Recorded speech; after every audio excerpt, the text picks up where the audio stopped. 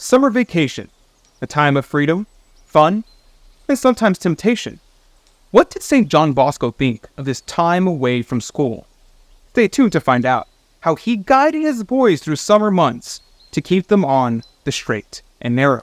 The Miracles and Prophecies of Saint John Bosco, a project of America Needs Fatima. I'm your host, Adrian Fonseca. Subscribe for new episodes every Monday, Wednesday, and Friday. Howdy, and welcome to the Miracles and Prophecies of Saint John Bosco. My name is Adrian Fonseca, and in this second part of our episode, we explore that Saint John Bosco had interesting views on summer vacation, and the links that he would go to ensure that his boys remain spiritually safe. Think about this during the video. How do you maintain your faith and values during times of freedom and leisure? And before we get into the story, I wanted to remind you about an opportunity to support our mission. By becoming a monthly promoter, you can help us to continue sharing these inspirational stories. Your support is invaluable.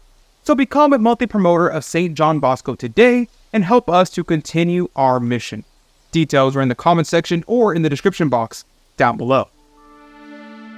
At the end of the oratory school year, an assembly for the awarding of prizes used to be held after the examinations. As was his custom, Don Bosco gave the main address and spoke from the heart. One of the first alumni of the oratory had preserved the following story for a glimpse into the methods used by the saint to inspire good deeds in his students. On this occasion, Don Bosco told the boys that the first prize rightfully belonged to the Blessed Virgin because of the help that she had given them during that year. He then illustrated his thoughts with this episode.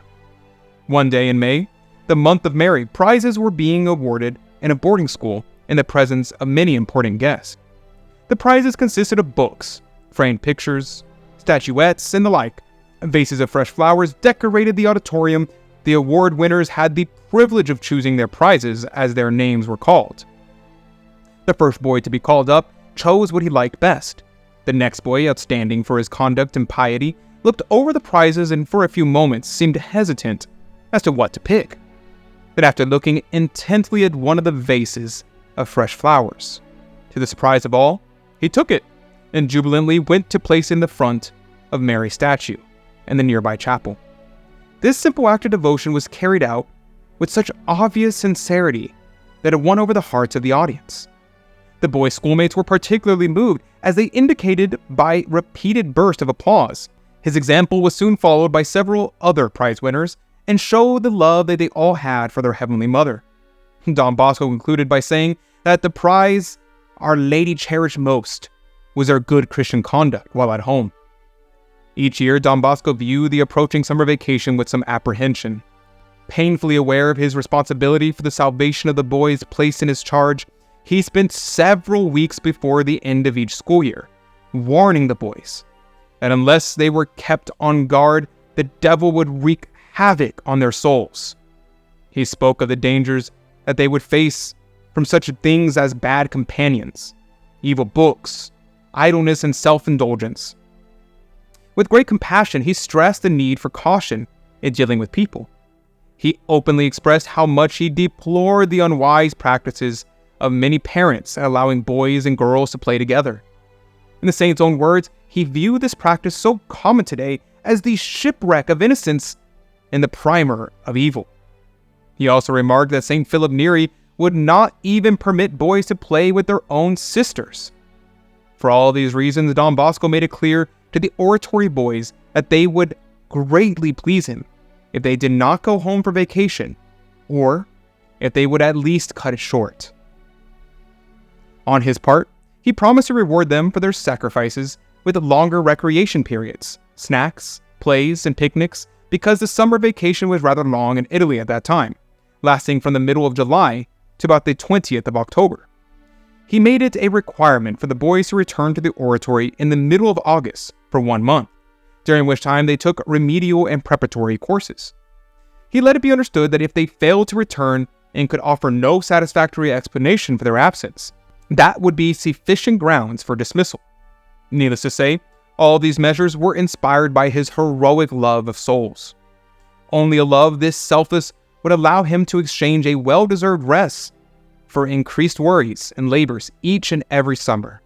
At last, the day came for the departure of those boys who chose to return home for the summer, either because they genuinely missed their parents, or because of their parents' insistence, or because of their own youthful lightheartedness.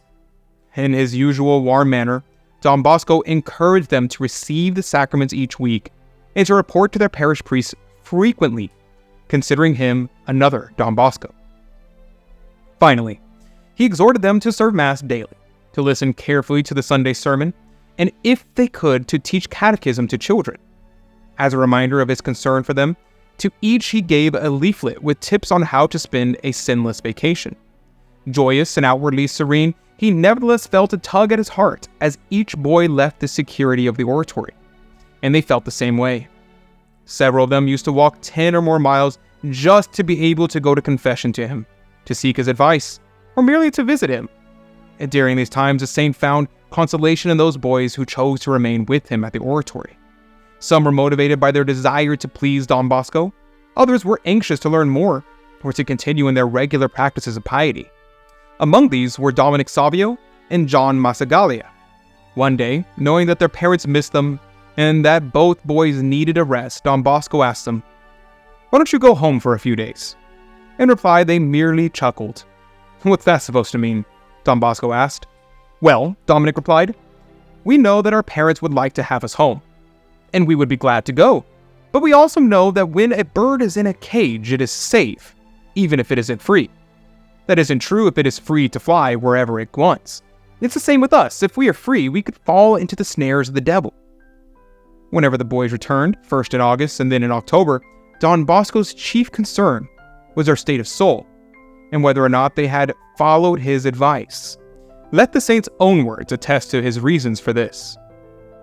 "To know that you are young is sufficient reason for me to care for your welfare.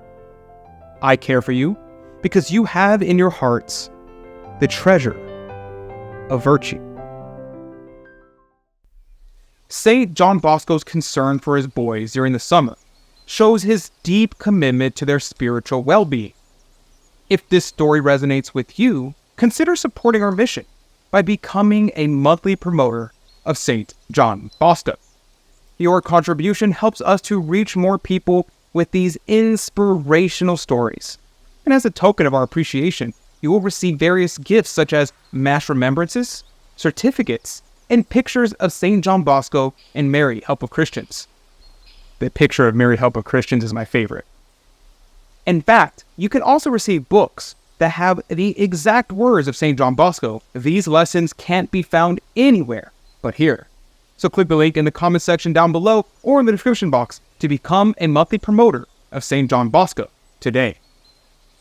Today we learned about Saint John Bosco's dedication to guiding his boys through challenges of summer vacation.